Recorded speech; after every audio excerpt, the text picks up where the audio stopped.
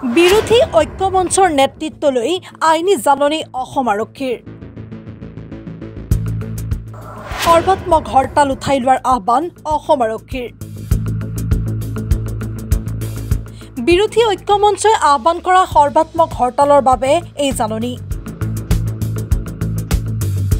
গুৱাহাটী আৰক্ষী আয়ুক্তৰ কাৰ্যালয়ৰ পৰা জাৰি কৰা হৈছে জাননী মুঠ 16 গৰাকীলৈ আইনী জাননী মহানগৰ আৰক্ষীৰ কংগ্ৰেছ অসম জাতীয় পৰিষদ তৃণমূল কংগ্ৰেছকে ধৰি প্ৰায় 16টা ৰাজনৈতিক দললৈ প্ৰেৰণ জাননীৰ জৰিয়তে সৰ্বাত্মক হৰতাল উঠাই লোৱাৰ আহ্বান অসম আৰক্ষীৰ সৰ্বোচ্চ ন্যায়ালয়ৰ উদ্ধৃত দি সৰ্বাত্মক হৰতালক অসাংবিধানিক বেআইনী আখ্যা আইনী জাননী বিৰোধী ঐক্যমঞ্চই পুৱা 6 বজাৰ পৰা বিয়লি 6 বজালৈ আহ্বান কৰিছিল সৰ্বাত্মক হৰতাল সৰ্বাত্মক হৰতালৰ ফলত ৰাজ্যৰ শান্তি শৃংখলা ভংগৰ আশংকা কৰিয়ে জাৰি কৰে এই জাননী বন্ধৰ ফলত ৰাজহুৱা সম্পত্তিৰ ক্ষতি হলে লোৱা হ'ব আইনী ব্যৱস্থা কোনো লোকৰ আঘাত বা যিকোনো ক্ষতিৰ বাবে দায়ী হ'ব আন্দোলনকাৰী ব্যুৰো ৰিপৰ্ট এনি ভাৰত 24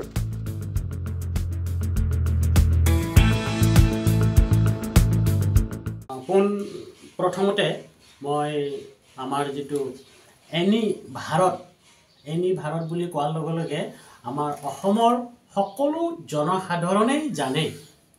আৰু দ্বিতীয়তে আমাৰ এই যেটো এনি বুলি কোৱাৰ লগতে ভাৰতৰ লগত একাদশ জোৰা আহে আৰু গতিকে সেই জোৰাৰ কাৰণে আজি প্ৰত্যেকজন ব্যক্তিয়ে অসমৰ বুলি নহয় প্ৰায় ভাৰতৰ বাহিৰতো এনিৰ মুক্ত বিচৰণ দেখা গৈছে আৰু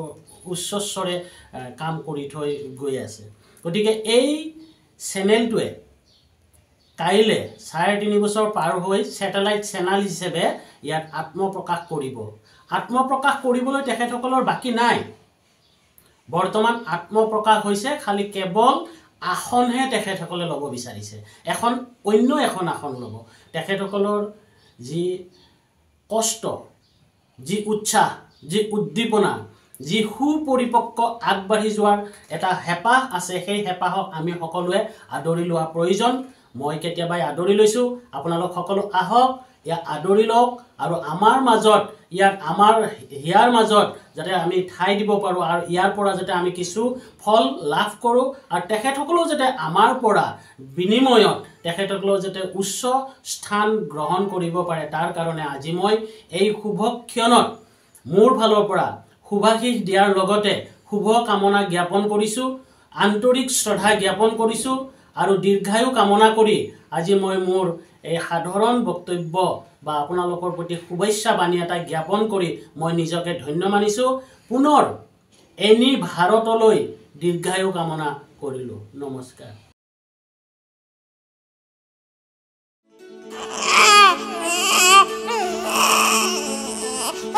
অভিনন্দন আপোনাৰ এজনী ছোৱালী জন্ম হৈছে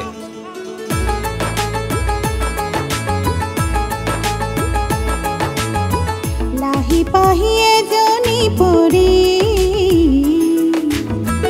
আহিলে ঘৰখন উজলি